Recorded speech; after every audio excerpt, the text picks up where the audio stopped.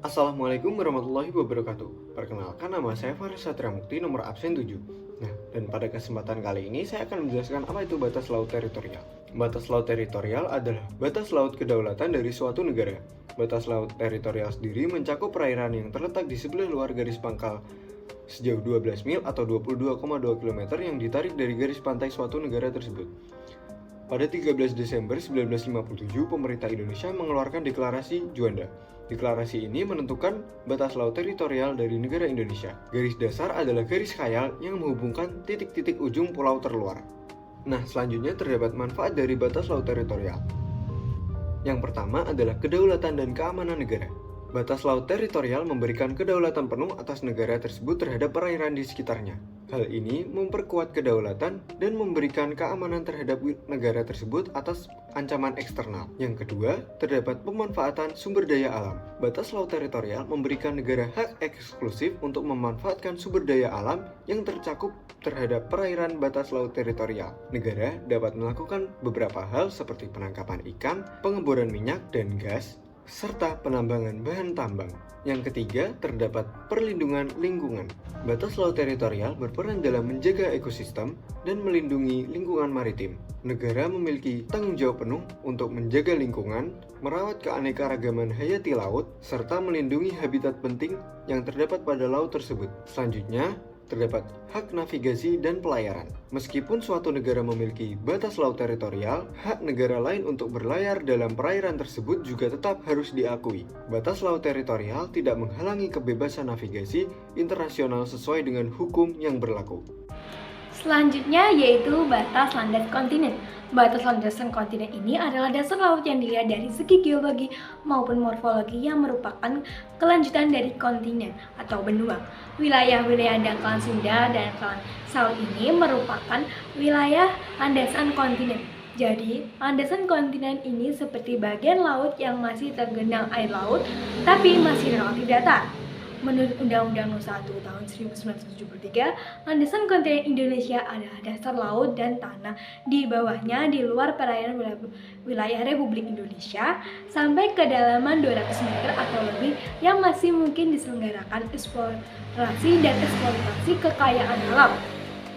Pada zona landas kontinen, pemerintahan berwenang memanfaatkan sumber daya alam yang ada dan berkewajiban menyediakan jalur pelayaran lintas dan Indonesia memiliki dua landas kontinen, yaitu landas kontinen Asia di sekitar Laut Natuna dan Selat Malaka yang berbatasan dengan Malaysia dan Singapura.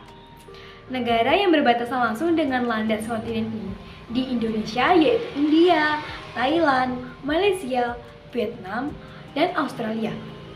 Manfaat landasan kontinen yaitu yang pertama, pengembangan dan penelitian sebuah negara, juga bisa melakukan penelitian serta pengembangan dalam sumber daya alam yang terdapat di landasan kontinen.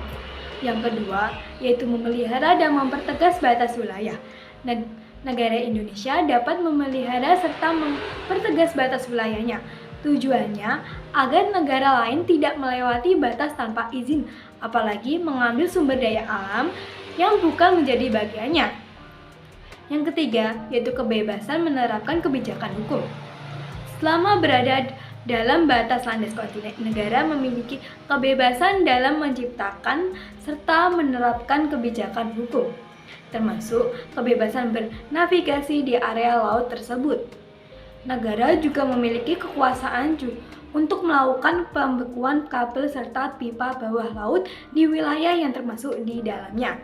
Assalamualaikum warahmatullahi wabarakatuh. Perkenalkan, nama saya Nabila Eka Nusa Fitri dari nomor absen 21.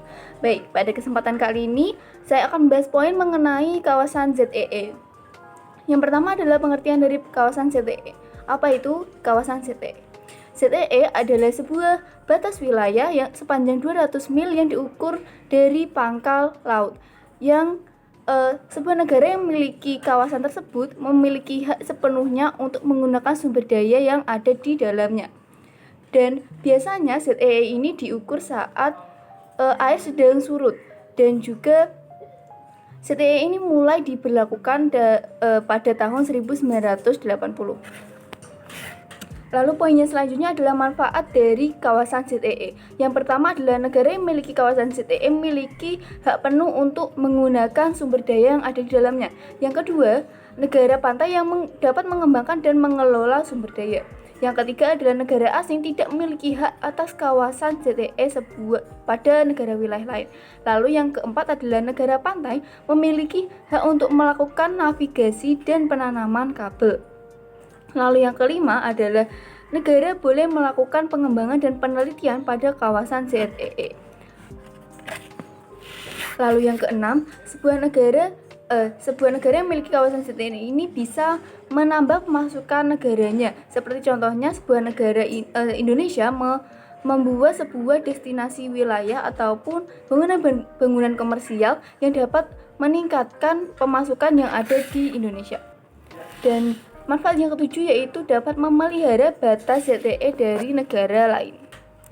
Baik, poin selanjutnya adalah batas laut ZEE yang ada di Indonesia. Indonesia sudah menetapkan batas ZEE untuk wilayah Indonesia yaitu 12 mil dari garis pantai. Batas tersebut diperuntukkan bagi setiap pulau yang ada di Indonesia sesuai dengan deklarasi Juanda pada tanggal 31 Desember 1957. Kemudian pada tanggal 21 Maret 1980, batas ZEE ini berubah menjadi 200 mil dari pangkal laut. Hal ini sesuai dengan penetapan bahwa lebar ZEE adalah 200 mil dari suatu pulau terluar yang diukur ketika air sedang surut. Indonesia juga memiliki zona tambahan yaitu sejauh 24 mil. Zona tambahan tersebut merupakan kawasan perairan yang dekat dengan wilayah teritorial Indonesia dengan ukuran tidak lebih dari 24 mil. Tambahan zona ini berfungsi untuk mencegah terjadinya pelanggaran hukum. Halo, perkenalkan nama saya Sevina Nurzi Wijayanti dari kelas 10 2 nomor absen 31. Pada kesempatan kali ini saya akan membahas mengenai cakupan materi yang terakhir yaitu manfaat laut bagi kehidupan. Nah, sebelumnya kita akan membahas mengenai laut sendiri. Laut merupakan salah satu sumber daya alam yang memiliki nilai ekonomis yang cukup tinggi. Oleh karena itu, kita sebagai manusia harus memanfaatkannya secara tepat dan juga benar. Beberapa manfaat laut diantaranya sebagai berikut. Yang pertama, daerah budidaya tambak. Banyak sekali berbagai macam jenis ikan yang dapat dilakukan di tambak. Sebagai salah satu contohnya yaitu budidaya ikan bandeng, nila, mujair, udang maupun kepiting. Nah, pada manfaat kali ini, laut menawarkan sebagai sarana, sebagai mata pencaharian ataupun sebagai sumber pangan. Yang kedua yaitu objek wisata. Laut yang terjaga kelestarian dan juga kebersihannya memikat para wisatawan untuk berkunjung guna melihat keindahan dari pantai ataupun keasrian yang ditawarkannya. Nah, sebagai salah satu contohnya yaitu pantai yang ada di Pulau Dewata Bali digunakan oleh wisatawan sebagai tempat refreshing. Yang ketiga yaitu kawasan pertambangan. Nah, laut yang ada di Indonesia ini memiliki beberapa cangkupan wilayah cekungan minyak bumi yang sangat potensial dan juga beberapa bahan tambang seperti timah putih. Yang keempat yaitu sebagai tempat berbagai macam biota laut untuk hidup dan juga berkembang biak. Nah, di sini kita akan membahas mengenai persebaran dan juga potensi biota laut. Sebelumnya, kita mengenal terlebih dahulu apa itu biota laut. Biota laut merupakan semua jenis makhluk hidup yang hidup di laut, entah itu hewan, tumbuhan, maupun karang. Di sini, saya akan membahas mengenai berbagai potensi dan juga persebaran biota laut yang ada di Indonesia. Yang pertama yaitu rumput laut. Indonesia sendiri menggunakan rumput laut untuk kosmetik ataupun olahan makanan. Nah, untuk olahan makanan ini, Indonesia ini menggunakan rumput laut jenis gagang merah karena memiliki kandungan agar-agar di dalamnya. Yang kedua yaitu hutan mangrove. Indonesia merupakan salah satu negara dengan persebaran hutan mangrove terluas di dunia. Hal ini dibuktikan dengan persebaran sekitar 75% total hutan mangrove di Asia Tenggara dan juga 27% total hutan mangrove di dunia. Yang ketiga yaitu terumbu karang. Indonesia merupakan negara persebaran terumbu karang terluas di dunia juga karena terumbu karang ini digunakan oleh biota laut sebagai tempat hidup, berkembang biak maupun tempat berlindung dari adanya musuh. Nah, di Indonesia, terumbu karang yang bagus itu di Taman Bunaken. Jangan lupa kesana ya. Yang keempat yaitu sumber daya perikanan. Nah, untuk perikanan ini merupakan sumber daya paling besar yang ada di Indonesia. Dengan nilai lestari yang tinggi, memungkinkan ikan bergenerasi dan juga ditangkap oleh nelayan, tidak mempengaruhi populasinya. Nah, jadi itulah cangkuman materi yang dapat saya sampaikan pada kesempatan kali ini.